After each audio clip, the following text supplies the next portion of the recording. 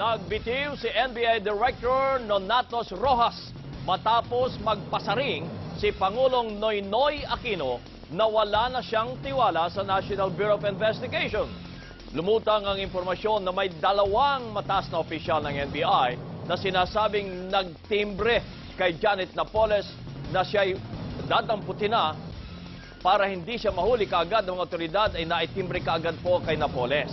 At live mula sa tanggapan ng NBI, nagpapatrol si Maan Macapagal. So Maan, paano tinanggap ng mga taga-NBI ang biglang ginawang pagbibitiw ni Director Rojas? Kabayan, hindi man lahat kayang sabihin ang kanilang saloobin, mahahalata mo talaga na labis silang nalungkot sa pagbibitiw ni NBI Director Nonatos Rojas. Para naman kay Rojas, kung ang isang gobyerno ay wala ng tiwala sa kanyang ahensya o institusyon, wala na raw magagawa ang isang namumuno rito kundi bumaba na lang ng pwesto.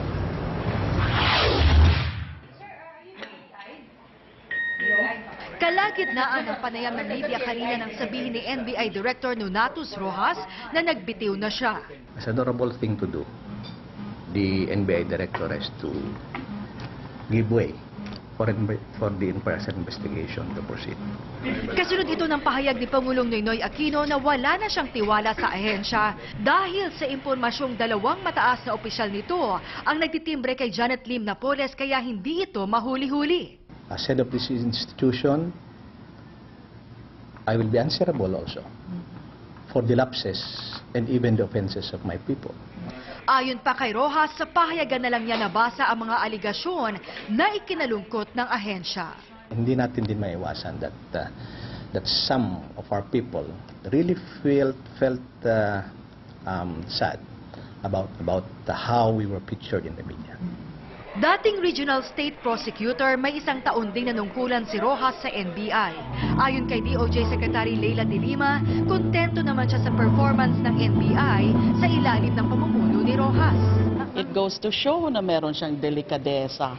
Kaya kahit alam niya at in-explain ko na hindi ikaw ang tinutukoy ng Pangulo, and definitely you have my trust and confidence, medyo naging very sensitive.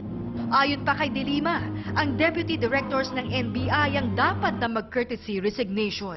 It's an issue of the institutional integrity. Mas maganda siguro na yung mga Deputy Directors ay sila dapat ang mag-isip na mag-offer, mag-tender ng courtesy resignation. Para naman kay NBI Deputy Director Reynaldo Esmeralda, hindi nila papayagang masira ang investigasyong sinimulan nila. We must not forget that it was the NBI who started this investigation. Ito lahat sinimulan ng NBI hanggang lumaki ito at saka lumabas yung katotohanan. Masama ang loob namin in a way dahil nga lumalabas tuloy na parang natatabunan yung investigasyon ng pork barrel scam. Ayon naman kay Presidential Spokesperson Edwin Lacerda, patuloy pa rin naniniwala ang Pangulo kay Rojas. Hindi naman po ang institusyon ang problema, may mga iilan talaga na, in the words nga, less trustworthy. Marami po nagawa si Director Noni Rojas, kaya yan ang katwiran kung bakit ang rekomendasyon po ni Secretary Leila de Lima ay i-reject ang kanyang resignation. Nangako naman si Rojas na sa kabila ng kanyang pagbibitiw sa pwesto, puspusan pa rin ang investigasyon ng NBI sa 10 bilyong pisong pork barrel scam. Balik sa iyo, kabayan. Maan, ano ang ibig sabihin ni Secretary de Lima na dapat yung kanyang mga deputy ni Rojas ang mag-isip na mag-resign? Anong ibig sabihin nun?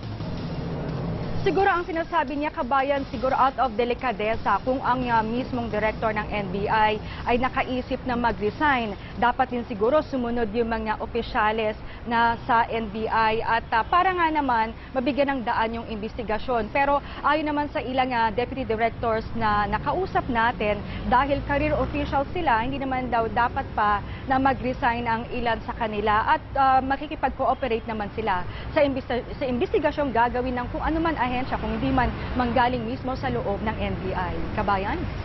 Wala pa kasing sinasabi si Pangulong Noynoy Aquino, hindi niya tinutukoy yung dalawang mataas na opisyal ng NBI na sinasabing nag-tip kay Napoles, di ba? Yan na nga kabayan yung iniintay ng lahat ngayon. Sino ba itong dalawang opisyal na ito na nitutukoy ng Pangulo na sinasabi na nagtitimbre kay Janet Lim Napoles kung saan daw papunta yung NBI, sasabihin kay Janet para nga naman makaalis na ito sa lugar. Tinanong namin yan kay Rojas at sa iba pang operating units kung napapansin ba nila na muntik-muntik na o malapit-lapit na sana sila na mahuli si Napoles pero bigla na lang ito mawawala. Ibig bang sabihin may leakage ng impormasyon? Sabi nila hindi naman daw sila nakaramdam ng ganon. At ang sinasabi pa nga nila, patuloy pa rin yung kanilang operation ngayon sa paghahanap lalo na sa kapatid ni Janet na si Reynald Lim. Kabayan? Well, kasi ang binanggit ng Pangulong Noynoy Aquino yung NBI, kaya siguro ang parang naapektuhan ay buong institusyon. Maraming salamat si Maan Macapagal, live mula sa National Bureau of Investigation.